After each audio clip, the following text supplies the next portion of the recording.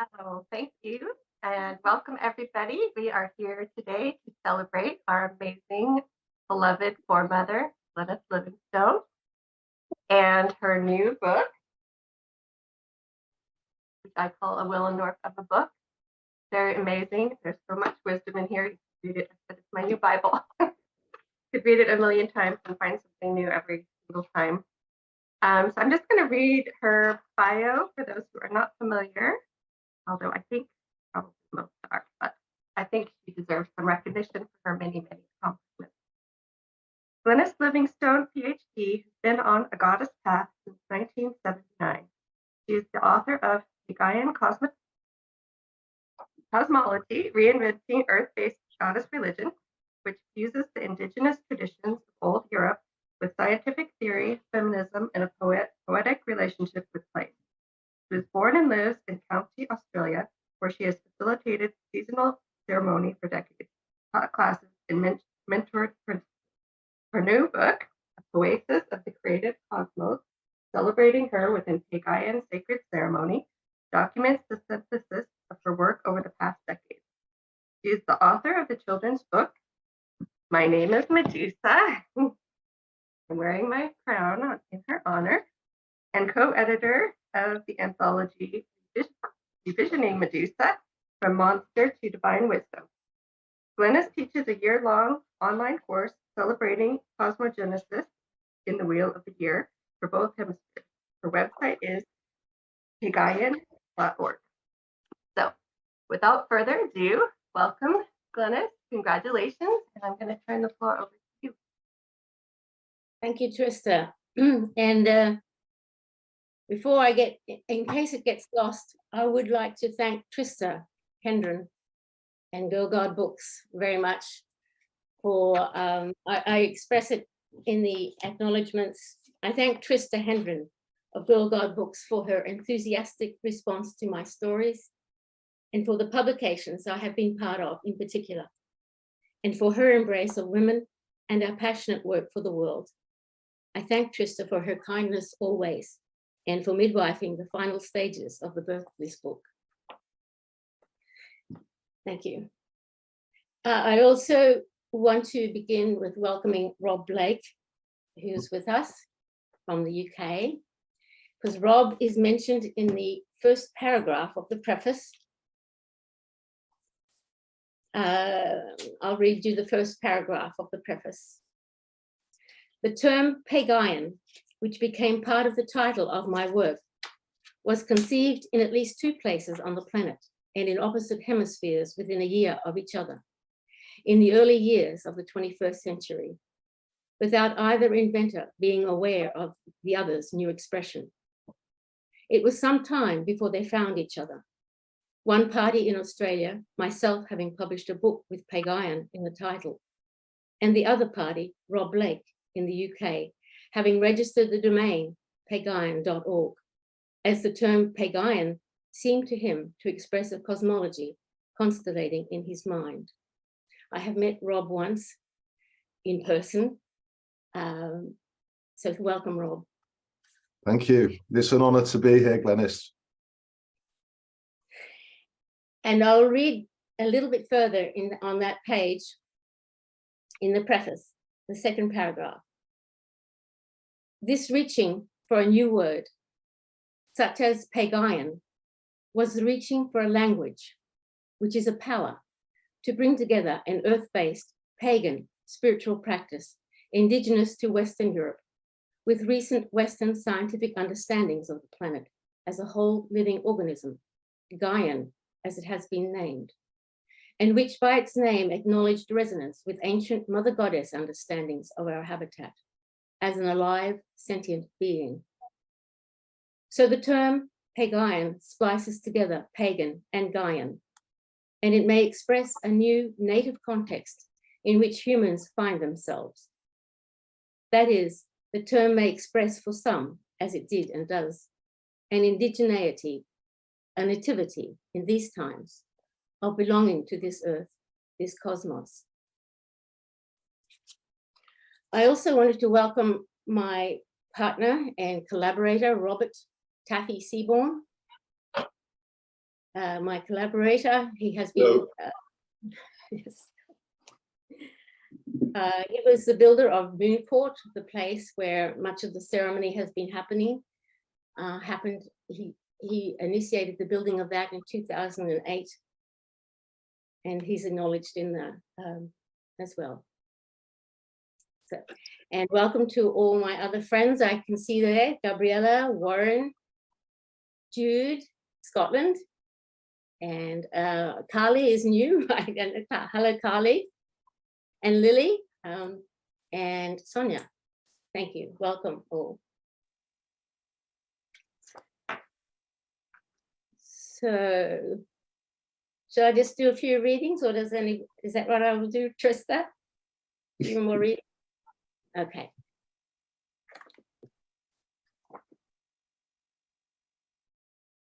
So I'll skip straight away to, okay. In regard to Pagayan cosmology, it is not a theism of any kind, not an atheism, nor a pantheism, nor a panentheism, nor do I describe it as a theology, though some may. It is about a place, this cosmos, this earth, not a deity. I prefer the term cosmology. It is a study of or engagement with our place, which is dynamic, a verb, not a noun. It is an event. I understand myself as a student of the poetry of the universe. I think that theology was meant to be poetry. That is, some of its writers understood it was metaphor.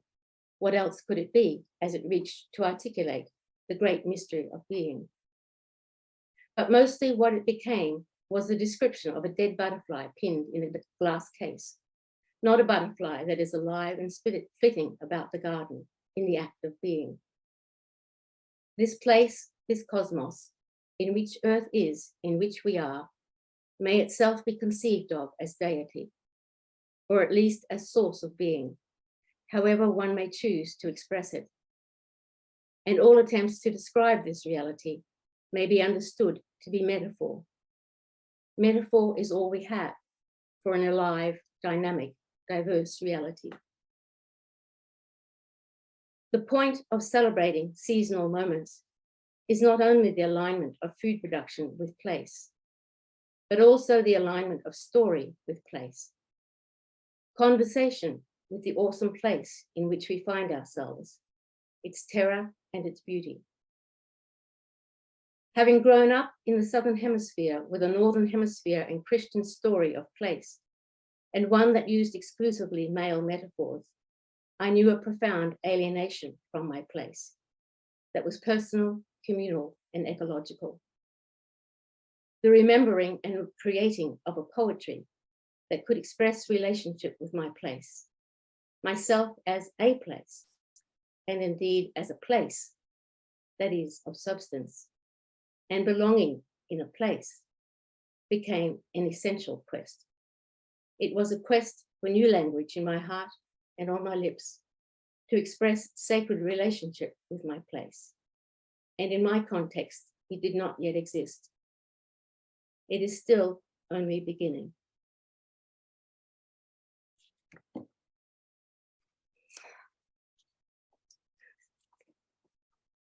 I don't know if we want spaces a bit or anything, Trista, there.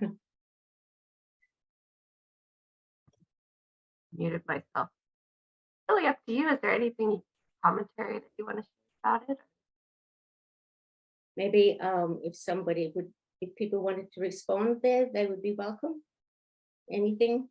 Otherwise, I'll just go on to the next one. But if someone would like to respond, they're welcome.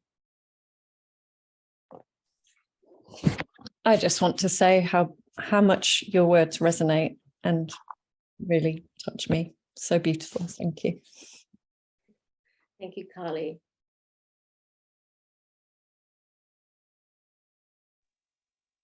Yeah, I would like to say as well that, you know, what happened with this domain name, I mean, it's such a small thing registering a domain compared to the amazing body of work that you have your life's work is amazing, Glenys, and for me, searching for this idea that we could somehow unite paganism and the idea of goddess worship with modern science and everything. For me, it was just something that I was thinking about. But when I came across you for the first time and came across your work and realized that somebody had already synthesized this idea in an extremely powerful way, in a way that I couldn't hope to approach, just the act of sharing this idea with you and giving you the domain and then encouraging you to publish on, give away these ideas for free. It's one of the proudest things I've ever done, I think, in my life. And, to just be a small part of this. And I think looking at your new book that arrived a few days ago, it just strikes me that this really is the zeitgeist, that there is something about you and your work which is really needed. The world is in a bad place at the moment. There's a lot of fear and there's a lot of pain. And I think paganism and your ideas, their time has come. And I think the world is ready for it now. And I think, for me, just to be able to play a very small part is one of the proudest things, proudest moments of my life. So thank you. Thank you, Rob. Thank you.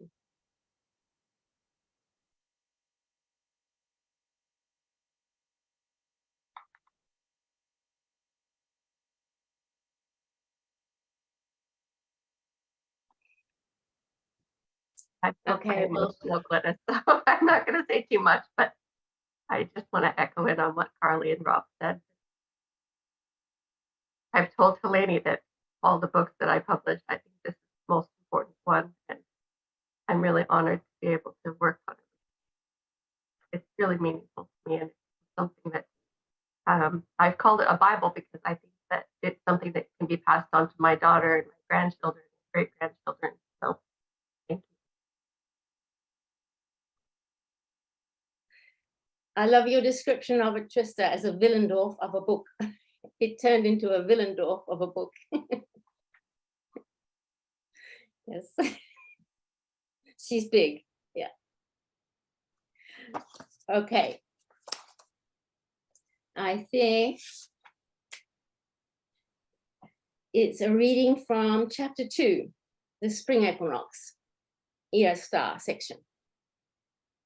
So chapter 2 is the Pagan Wheel of the Year, and this is from the spring equinox section.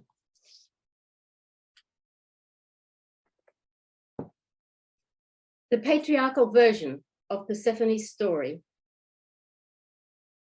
is that she is abducted and raped by Hades. I think it is particularly important that this myth be restored. As it has been known in patriarchal times, it is an account of what did happen historically in the human story. That is, the Hera was taken and raped. We were diminished. However, in the oldest tale, Persephone voluntarily descends to the underworld. She is not forced. She has the wisdom of goddess who understands the fertility of the dark terrain, who holds within herself the mystery of life and death. In this old account, Persephone journeys seeking self-knowledge and compassion, retaining her integrity and sovereignty. She is thus restored to her former grace and to the gaining of a sense of her full participation in the mystery and adventure of life. Persephone's return is the certain return of manifest creativity. She brings with her knowledge of the depths, from whence all creativity springs. Persephone's journey is about becoming familiar with the inner realms in herself and falling in love with these depths, as well as her role as restorer of beauty or redeemer. In the creation story of the fairy tradition, all manifestation springs forth from goddess falling in love with her reflection in the curved mirror of black space. The ancients understood that the essence of creative power springs from self-love, known and seen only completely in the dark. I story this celebration as a stepping into power, the joy and power of being, identifying ourselves as Heras, rejoicing in how we have made it through so much, having faced our fears, the chthonic, and our demise in its various forms, personally and collectively. It is a time to welcome back that which was lost and step forward into the growing light to fly. Ear star spring equinox is the time for enjoying the fruits of the descent, of the journey taken into the darkness.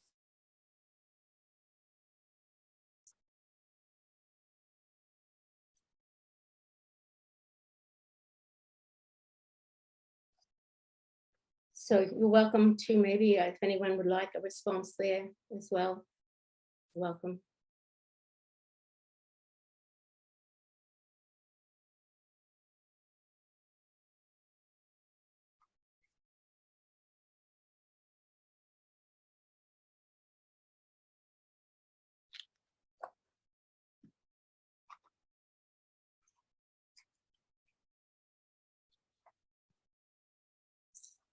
So it's Beltane in the Northern Hemisphere, the season of Beltane. So I've chosen to do a reading from chapter 8, which is Beltane.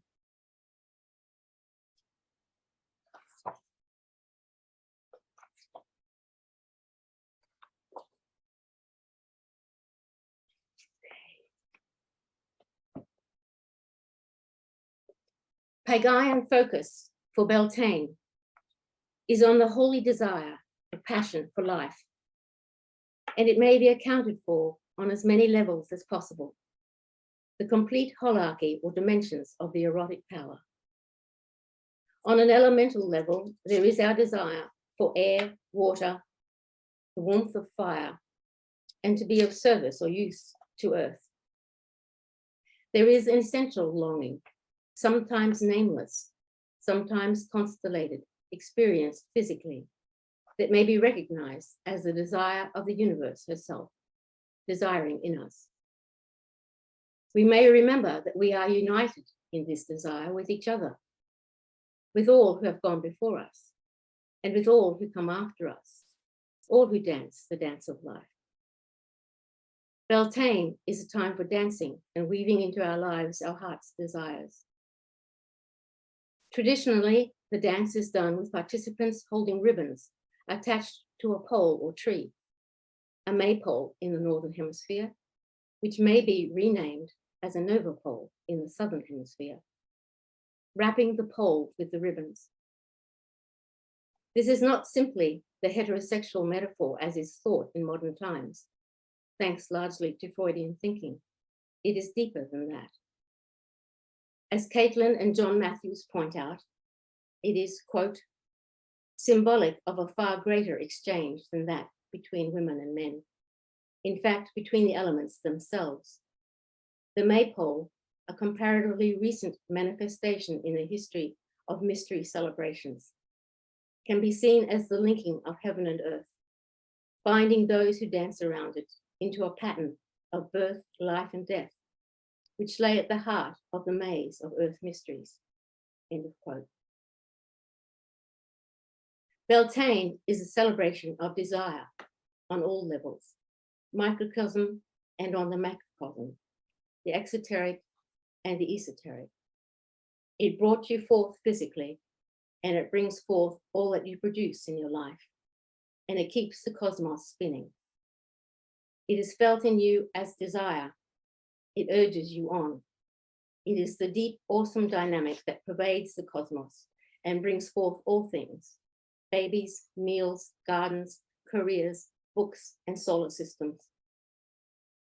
We have often been taught, certainly by religious traditions, to pay it as little attention as possible, whereas it should be the cause of much more meditation and attention, tracing it to its deepest place in us. What are our deepest desires beneath our surface desires? What if we enter more deeply into this feeling, this power? It may be a place where the universe is a deep reciprocity, a receiving and giving that is one.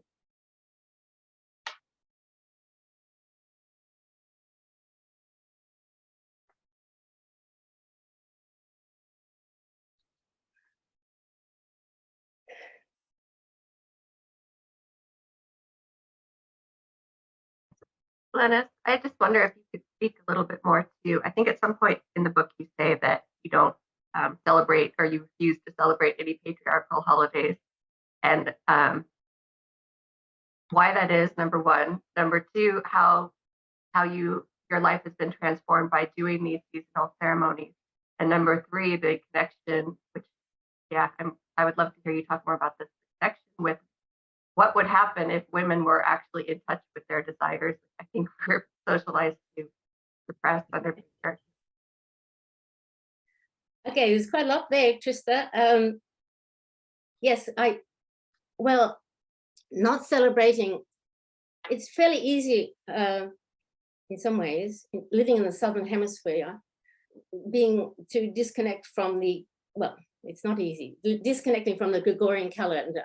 I do think for me, it's been really important for me to not celebrate Christmas in summer, which is what happens in the Southern Hemisphere.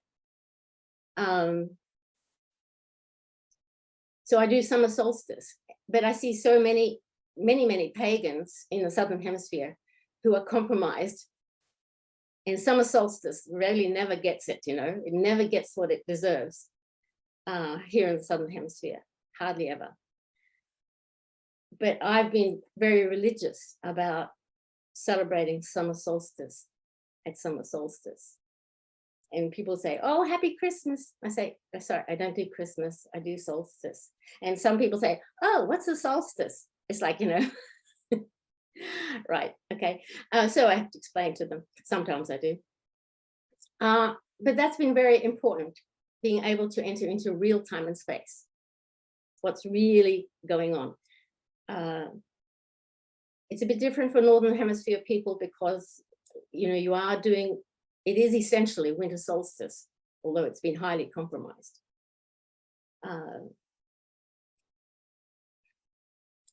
Yes, it's very, to me, it's very important to enter into the real time and space, her creativity. What is the creativity of the seasons is a manifestation of the creativity of the cosmos that we live in. So it's been very important to me to align myself with that and to do the full cycle and to experience that. It has taught me everything. I knew nothing, I tell you. What was the next part of your question, Trista? Just, I feel like most women are completely divorced from their desires. And I really love how you spoke to that in the book. Yes, yes. Desire. So Beltane is a really good opportunity to focus on desire and to take it to all the levels that we're immersed in it. Brian Swim equates it, gravity is a form of desire. And certainly women's desire has been highly repressed and considered very dangerous. I mean, women became moral authorities in the Victorian era, when it was certain that their desires had been, totally suppressed, and they could become some kind of moral authority in that way. But I'm with you, Trista. I think it's a huge thing for women, and highly dangerous, I can tell you, a highly dangerous path for a woman to immerse us, to follow her desires and her passion in the patriarchal context. It's a treacherous journey, speaking from experience. But I don't know if others want to say more about that, or you want me to go on. Trista, you had another part of it as well. I think you answered it. Looks like Rob unmuted himself, so maybe he has something to say or add. Good.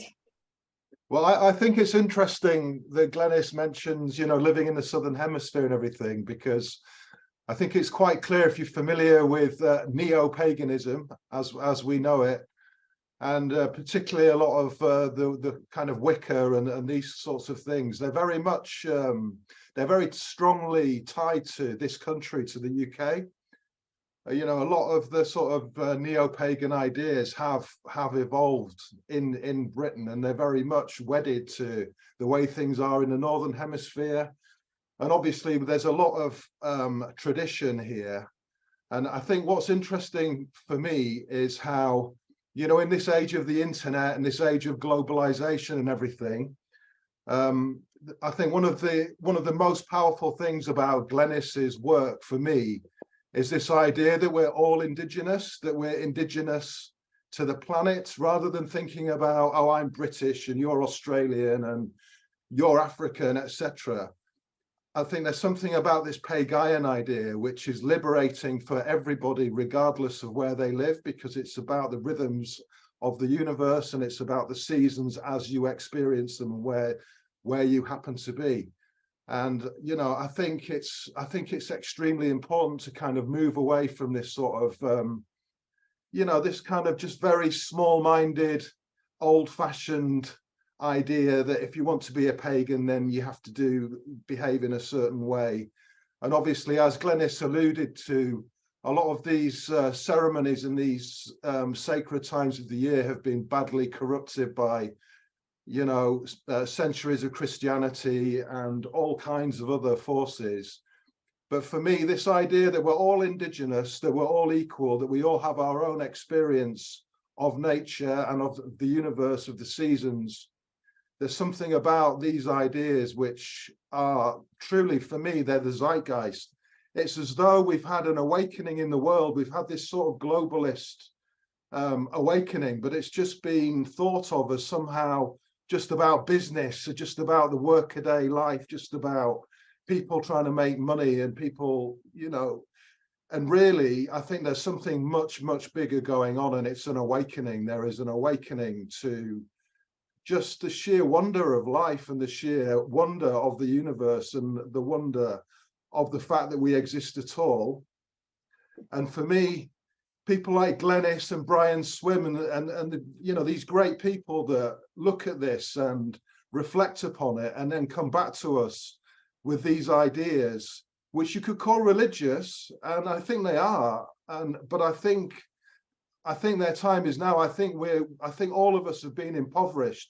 I think it's quite clear that centuries of patriarchy have done terrible things to women, but we all have mothers, we're all humans, we all have a feminine side, and I think all of us have been impoverished by what's happened over the last few thousand years, while at the same time we've been enriched by the ability to do things like this and communicate with people all over the world. And I think actually it's very easy to be pessimistic and scared about where the world's heading and what's going on. But I really believe that under the surface that there is something extremely positive. And I think it's about this rebalancing. I think the feminine has to come back, and all of us have to recalibrate ourselves back into the natural way of things. And because the she has been suppressed so terribly for so long, now is the time for this great returning. And for me, I've never come across anybody or anything that encapsulates this in such a way as Glenys and her books.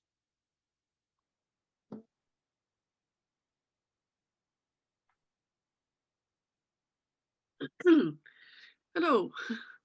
Hello, Jude. Hello. I just want to appreciate that I have a little mirror, just a tiny little bit with Glenys in how I see your work is very much, my metaphor for living is like story, art and ritual. And we come from it in different ways, but I appreciate some Gaelic writers talk about the story behind the story. Actually, they talk about the mountain behind the mountain, and it's always there. And there's Hamish Henderson comes out with a theory called being carriers of the stream. So it's like carrying the stories of the land under our feet, the time of the year. And sometimes it comes alive when we live it. And when you read Glenys's work, you know, she's lived this, it's knitted into her bones. And for these stories to be rebirthed. And I love one of the things you talk about is restorying, and how important that is like, when I grew up, I could never relate to the festival of Bealtaine, and none of that speaks to me, but the desire, and for how many of us actually understand what our actual needs are. That's hard and tough work when you've been told so much what to believe.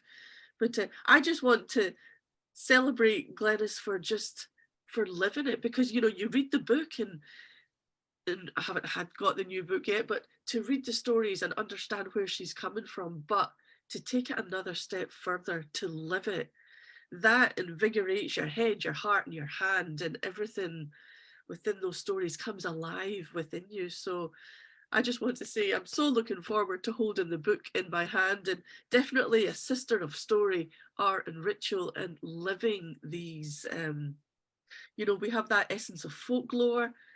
It's there, but it's like blown up in the biggest scale to hold everything. So thank you so much for your work, and for a woman who lives this day in, day out throughout the year. So thank you, Glenys.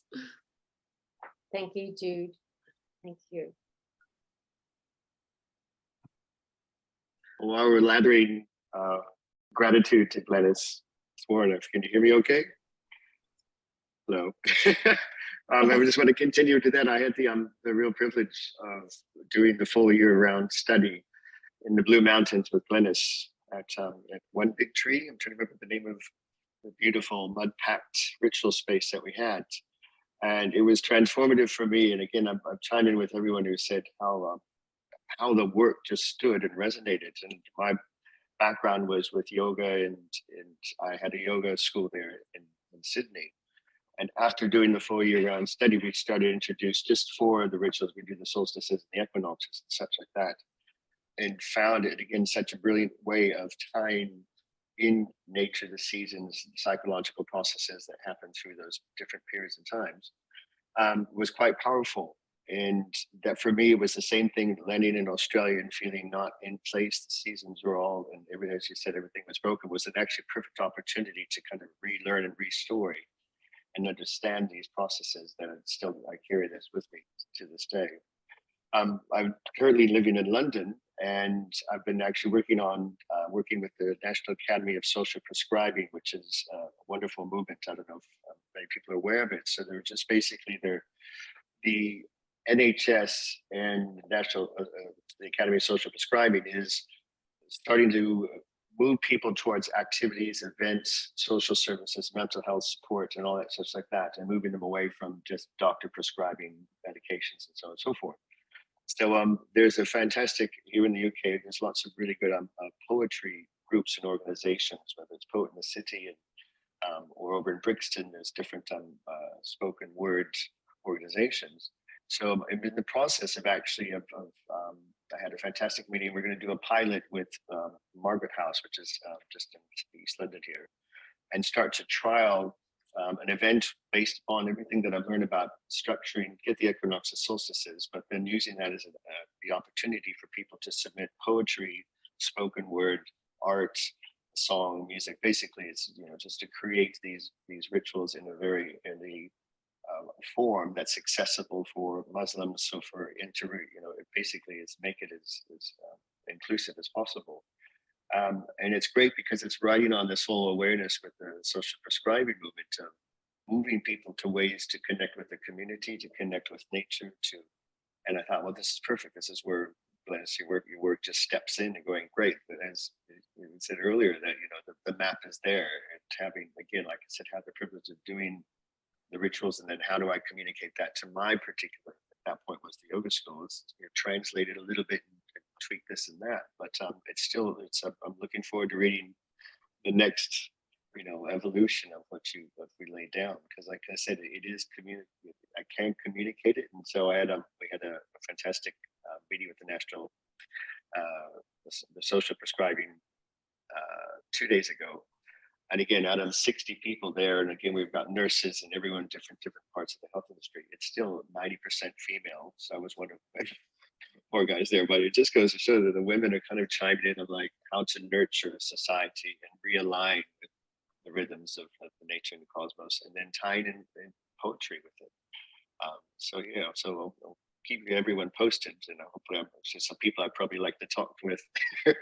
I'll get some contacts from Glenys. But congratulations, Glenys. I'm so thrilled to see your hard work, because you, as it says, you do live it. I've actually stayed in the house of you in Taffy, you know, to seeing what that looks when it lives and breathes. So congratulations, so proud of you, and I look forward to reading the book. Thank you, Warren. Thank you.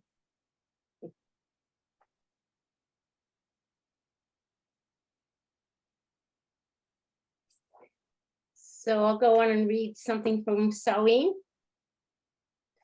chapter 4,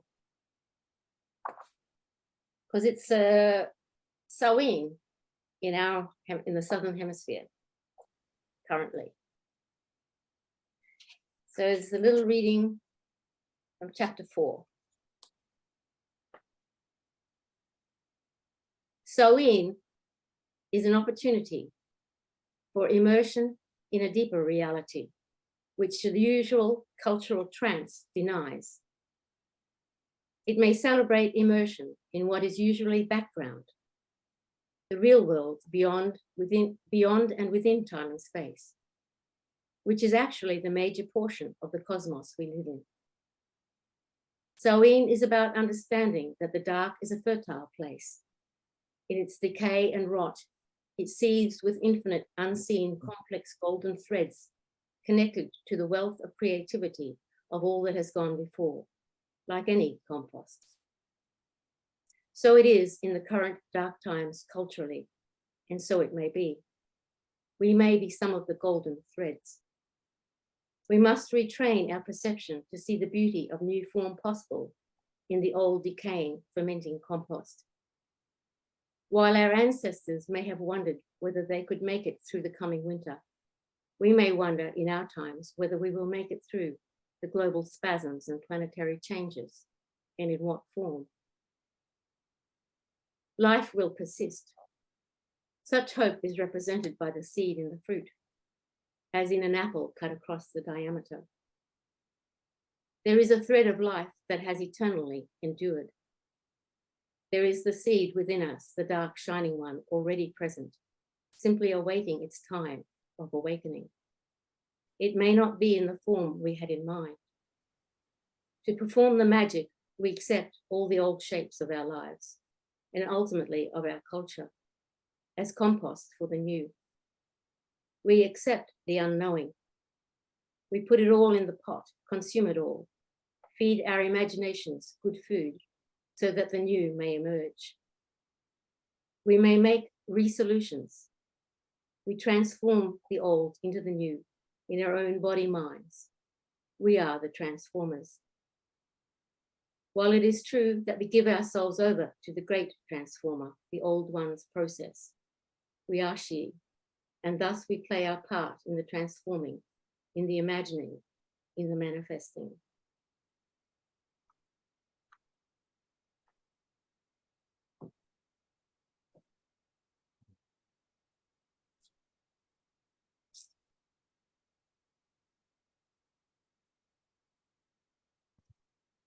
Thank you, Glenys. I think we're going to open now for more Q&A. One has they would like to ask this genius woman. It's a rare opportunity to sit one-on-one with her, so I would encourage you to take it. Can I just say thank you as well to Trista and your amazing sounding family, and seeing you for the first time is a great privilege, and what a wonderful job you've done in helping Glenys to get this book up and published and on this launch. For me, it's been a long process of working with Glenys over the years, since 2000 or wherever it was, and I take a lot of things for granted, you know, and it's hard to deepen into a particular moment, but this is one such moment. And I really appreciate it. And I've loved being able to listen to Rob and Warren and the others speaking, and having met Rob only briefly and Warren on quite a few occasions. It's lovely to hear your voices again and your perspective and consciousness, and the way Rob was able to summarize the pertinence of this work, the importance of this work for me. It's been a great journey that my beloved has taken me on. It is about our relatedness primarily, and not just our particular relationship, her and I, but our overall relatedness. And I've been reminding myself a lot lately with what's going on in the world, that we are but one species, born of and returning to one Mother Earth. And this event and this occasion encapsulates that, and it really gives that a whole new sense of meaning for me. It brings me out of my day-to-day taking for granted of things, So thank you all. Thank you. Thank you, Taffy. We're waiting for you in Bergen. And I don't think I properly introduced Camilla or Anders. They're my musical backup and emotional support. Thank you so much for honoring to listen to this. Really, like Trista told me so much about you, but it's so good to see you.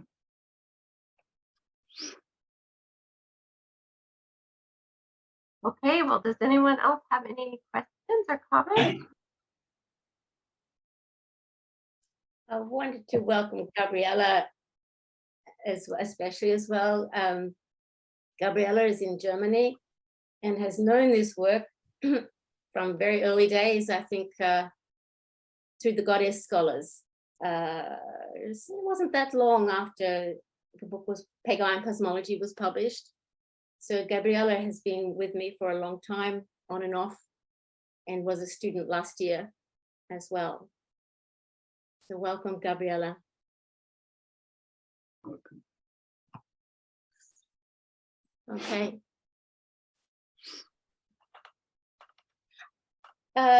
Did you want me to just go on to the Triple Goddess Breath Meditation, unless somebody else has something they would like to say?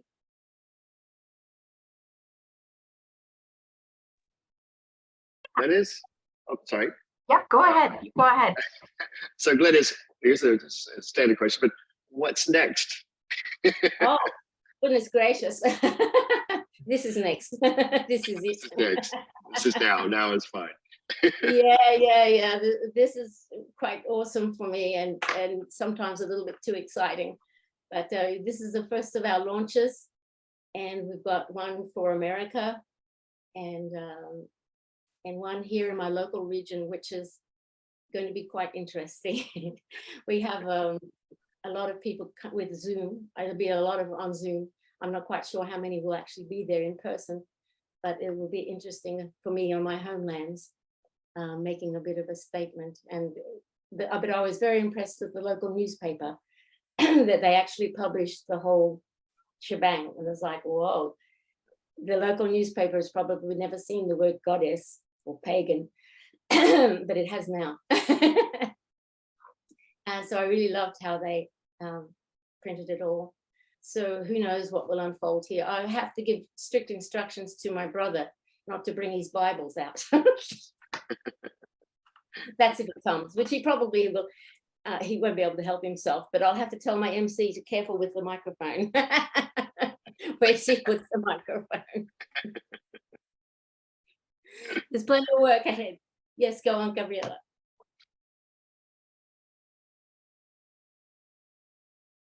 Gabriella, you had something?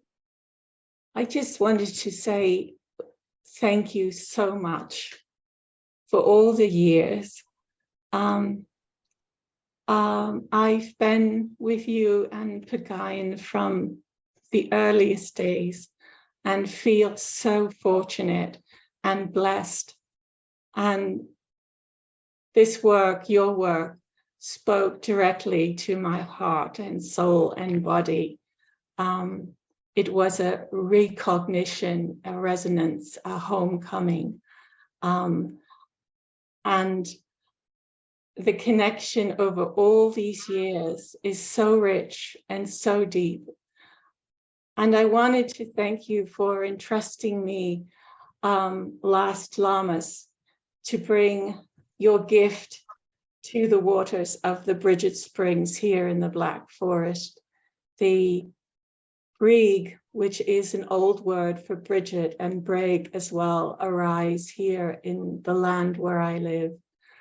And that summer, deep summer day, as I entrusted your gifts to the waters, was another connecting, another thread, a red, brilliant, vibrant thread in our friendship and our relationship.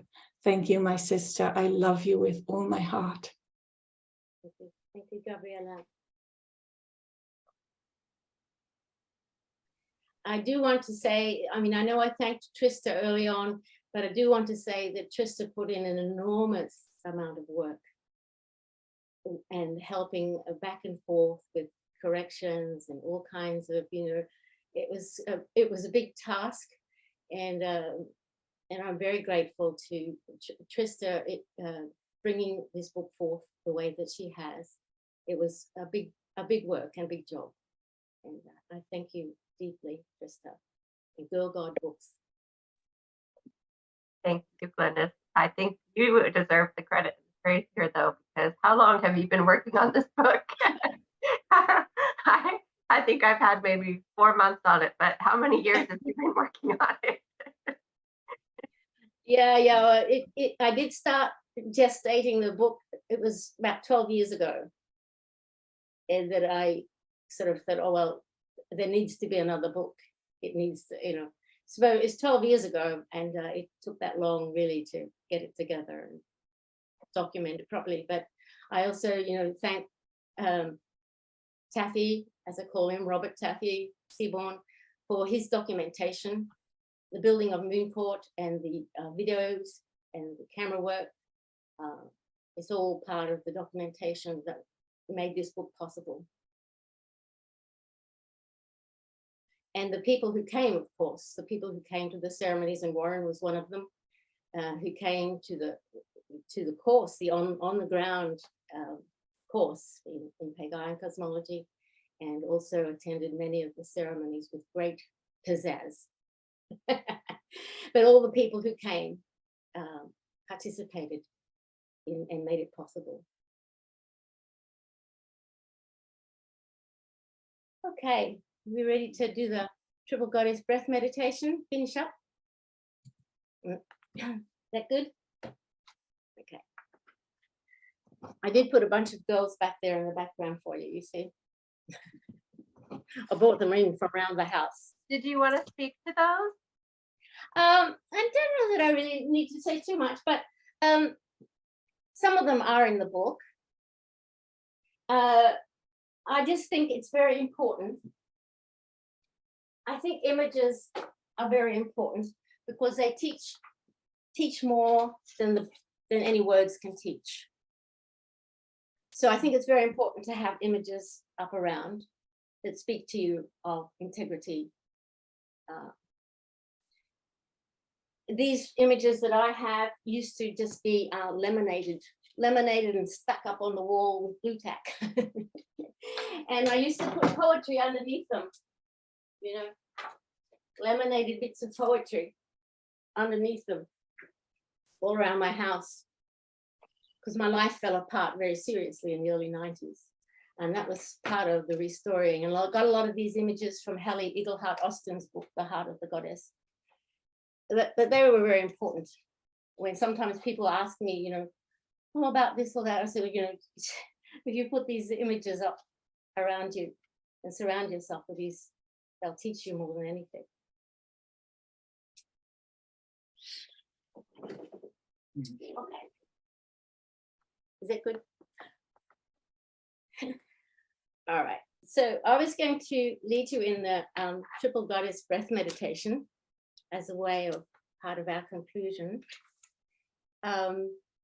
It's Appendix J in the book. So I'm going to hop down on the floor because that's where I do it. And you're welcome to participate. Just a minute. Okay. You're welcome to participate as you wish.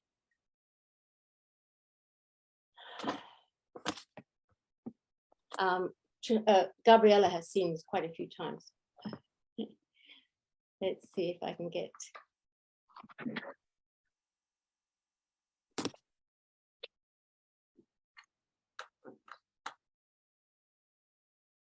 So you can, I just kneel on the floor myself. So you can do it cross-legged, and it's based on the Yoga Mudra. If any of you are familiar with the Yoga Mudra, there are 3 parts to the Yoga Mudra. There's the love of self, the love of other, and the love of all that is. So they fit very nicely into the Triple Goddess and the qualities of cosmogenesis. And this meditation is something I do every day, an invocation of the Triple Goddess. So I'll lead you with the words, and there's a lot of words, which I don't always say every day now, but I can coordinate it with my breath.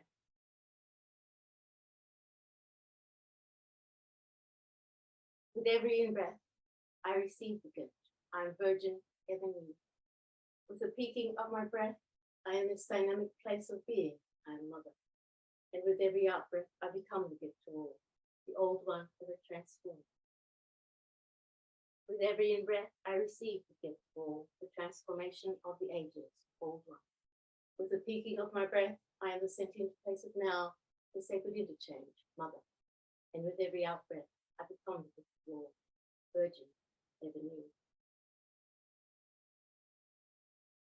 With every breath, I celebrate this particular beautiful self, new in every moment, in deep relationship and communion with other, the web of life, directly participating in the sentience of the creative cosmos, the well of creativity. With every breath, I am the ancient one, ever new in this place of being. I am a place, each being is a place of the cosmological unfolding.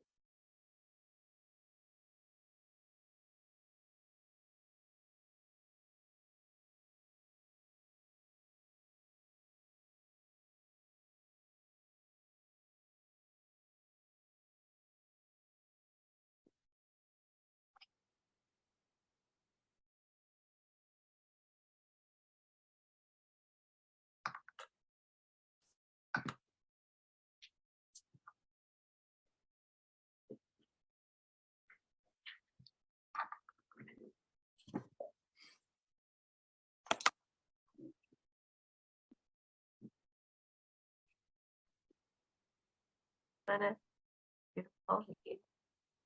Do you have any final things you'd like to say before we close out here? I just thank you, each one of you, for being here.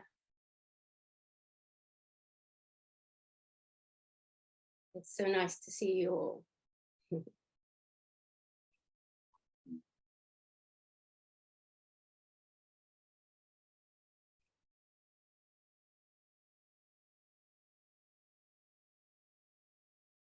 Can't hear you, Trista. Sorry about that. I didn't realize I was still muted. Thank you, Glenys. We honor you and we love you. And we're so grateful for your many, many contributions. And thank you, everyone who came.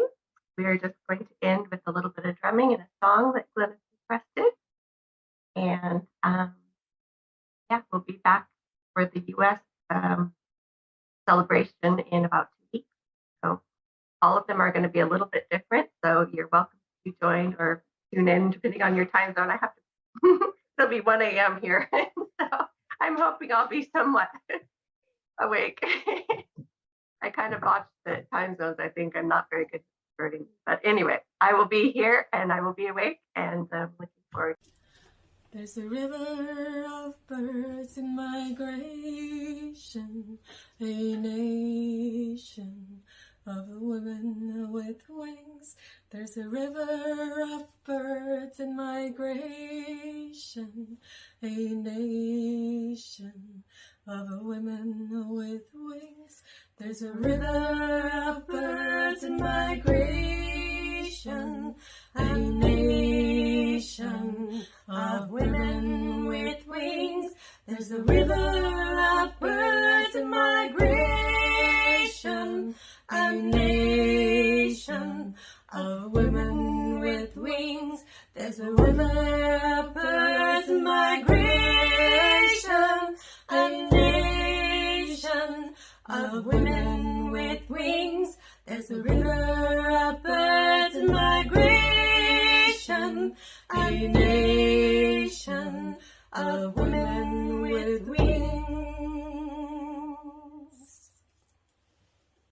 All of you. I hope to make it up that part of the world sometime. We're waiting for you.